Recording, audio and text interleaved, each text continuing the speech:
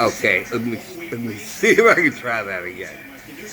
My arthritis just threw the phone out of my hand. Your fault, you stupid hand. You stupid, stupid, stupid hand. Throwing the phone at him.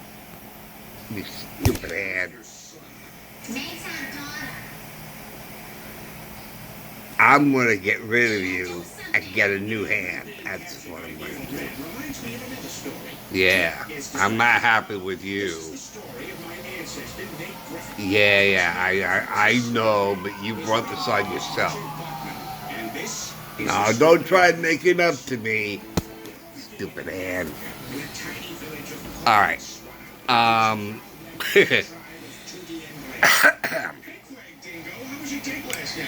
and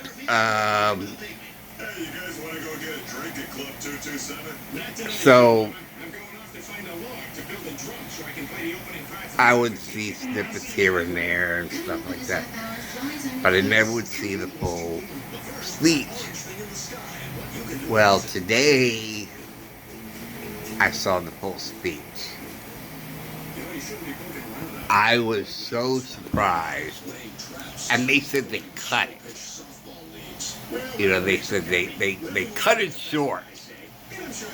So I thought, oh great. So as things went on, they interrupt like they always love to interrupt. So we're just going to cut away from this because we don't like what he's saying. But no, they didn't do that at all. They cut away from commercials, but that's all they cut away from. And they cut away to audience members with questions.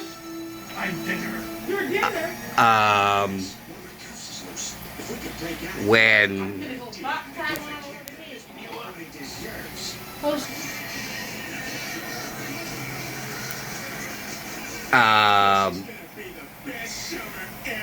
but the thing that I found interesting, this is why I want to see it, but the whole thing, is when she asked him a question and it wasn't an answer she liked, or he answered the question.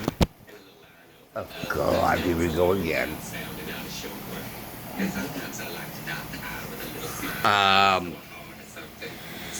Or he answered a question that wasn't what she expected or that she liked. She would repeat the question and claim he didn't answer it. There you are. And one of the questions was about the war in the Ukraine. What the question was,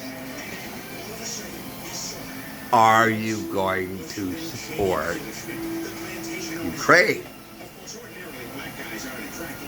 And Trump said, it's not a matter of winning or losing this war. I'm going to stop it so there's no more people killed.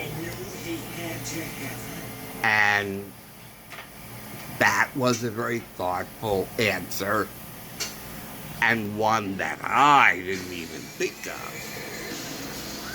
And when she asked the question again, he repeated the answer. And even laid it out. He said, there's been killing on both sides. And this war never would have happened if I was still president. And I think there's been too many deaths. And I'm going to stop it so there's no more deaths. And I thought to myself, I like that answer. I like that answer a lot. She didn't. she kept asking the question again. And my thought was, he answered it already. He already gave you an answer. I'm sorry it wasn't the answer you wanted. I'm sorry it wasn't the answer you expected. I'm sorry you know, he answered the way that you never would think. And then I heard other people say that had he gave an answer that she wanted, like he would support Ukraine, then it would be a more hot war between us and Russia, and Putin would be backed into a corner, and he would lash out with possibly nuclear weapons. You know. So what Trump basically said was to try to defuse the situation, which I learned some time ago. When you're in a conflict, you try to defuse the conflict. You don't try to win and somebody loses, which is why I hate sports, okay? Because with sports, somebody wins and someone has to lose.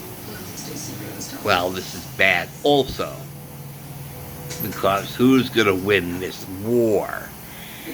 And it reminds me of the Cold War with Reagan, where there won't be any wins. It will be losses on both sides, or losses all over the place. And if you remember in the movie War Games, Joshua says, he says at the end, a very strange game. The winning move is not to play. Now, take that and apply it to Ukraine and Russia. And I got caught up in the frenzy. Yes, indeed. I got caught up in the frenzy. I had to, F Putin and was going to get, I stand with Ukraine flag. I was going to get one of those. Now I'm not going to. Now I'm not going to because Trump made a lot of sense and dollars. But he made a lot of sense when he said, I'm going to resolve that conflict in 24 hours so that there are no more deaths. No more people have to die. And that's how I'm going to take care of that situation. To de-escalate it. Which is something that I learned about conflict. You de-escalate the situation. Whether or not you feel like for example, you're at a bar and someone tries to bully you and say, wait a minute, I was here first, You leave. You remove yourself from the situation. And you de-escalate a possible potential conflict. And forget what's right or you have privilege or whatever because you were there first or any of that stuff. Just remove yourself from the situation. Get out of there. And I remember the son of a woman I was dating and and he was saying about standing your ground, and I told him what I would do is if someone confronted me, I would just remove myself from the situation. He said, "Oh, that's a coward's way. If you do that, they'll bully you and they'll..." But no, I'll just walk away, and I'll continue to walk away. As I'm sorry, that's his problem, not mine. I will just go over here. He wants to be bullying. Let him bully. He's over there. I'm walking over here. You know. You're a coward. You're going the coward's way. You stand your ground and you let them know they can't push you around. And that's basically what the Democrats basically want. They want this conflict. They want... That's why they're adding money into this, and why they're getting other people, to join in against Putin. And this is why this is going to turn into World War III, I'll tell you that. Or IV, actually. World War IV, because we just had World War III. And so Trump will just de-escalate the whole thing in 24 hours as if it never even started. So it'll be just, and that makes a lot of sense. That's common sense. That's a good way to deal with it. And that's what he'll do, and I think that was a great answer. And the more I think about that interviewer, she is a nasty person. She is. And she tries to, dump gotcha things on him. And he wasn't picking up on any of it. But the thing about the war, is the one that really struck with me. Because I don't believe in winning or losing. I'm just going to de-escalate it so no more people have to die. That was a great answer. That was a great answer. And the fact that she couldn't see that answer, she didn't get that answer, shows she is in her own little bubble. Programming, programming. It's like, input. It's like, if you remember that movie, Logan's Run, and when they came back from their adventures outside the dome,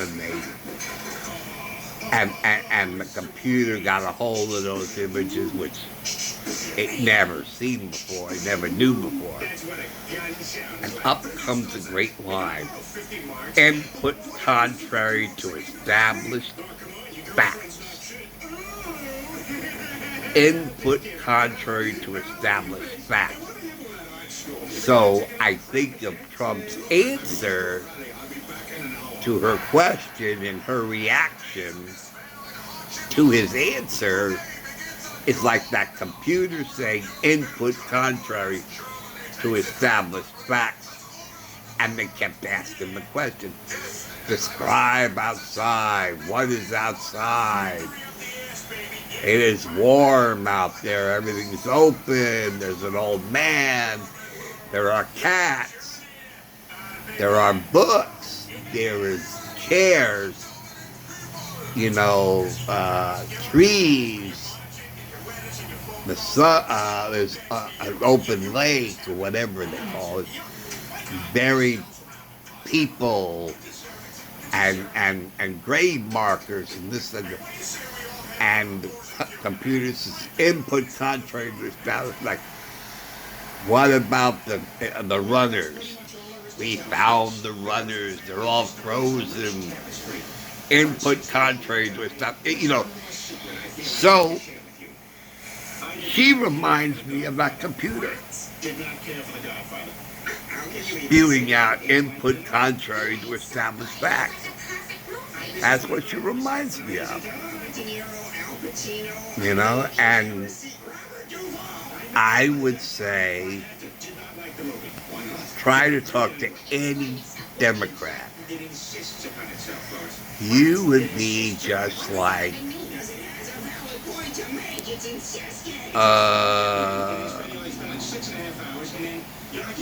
talking to that computer.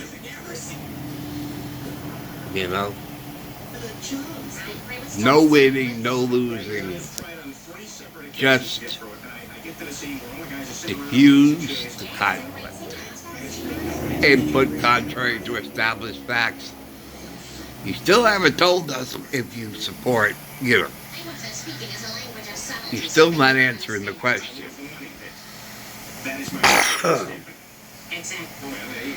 I'm not answering it the way you want me to answer it. That's true. I'm answering it the way it should be answered.